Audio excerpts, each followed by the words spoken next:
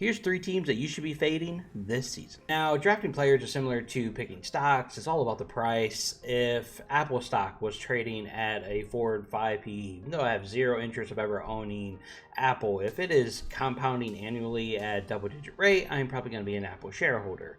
Same thing with drafting players. It's all about the price. So with that in mind, here are the teams that we need to avoid. And very first off, it is the New York Giants, who Malik Neighbors is going at the 2-3 turn, and Cam Scatabo is going in the mid-40s. Both these guys are coming off serious injuries. Cam Scatabo feels destined for CTE. Jackson Dart can't really throw, and I don't know how much he's going to attempt.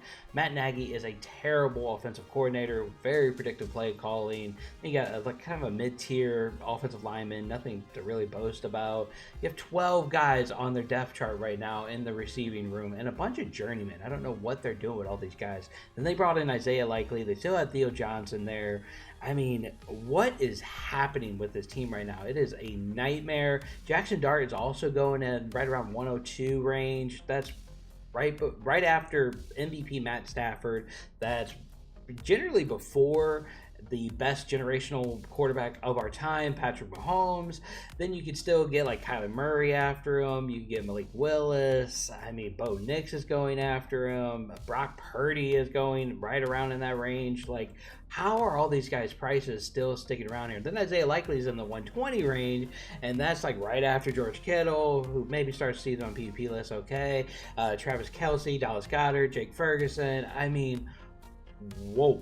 These prices are ridiculous. They all should be 2080p further back. I don't understand what's happening or what is holding them up. Next up is the team that was bad last year but showed that doesn't matter. You can still be fantasy relevant. It is the Arizona Cardinals. Now, how this team got there last year was they just kept dropping Jacoby Brissett back over and over again. Now, they are going to be down in the scoreboards a lot because they have the worst schedule in the NFL. However, Jacoby Brissett is not even going to make it the full season because it is that abysmal. They are projected 3.5 wins this season. And they also brought in Mike LaFleur, who comes from the Sean McVay coaching tree, and he runs a lot of play actions. You got to be able to run the ball to run play actions. That's why they paid the most money to running back this season. Tyler Algier and James Conner are both going to factor in, and if Trey Benson stays on the roster, he's also going to play a little bit.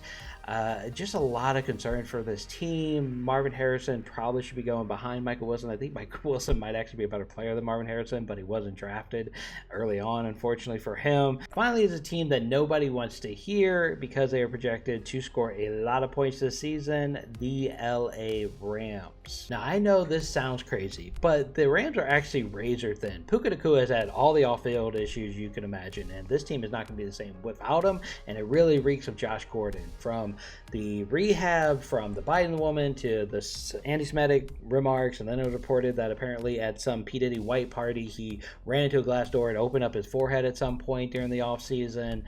And people are questioning whether or not he was on something. Spoiler, yeah, he was on something.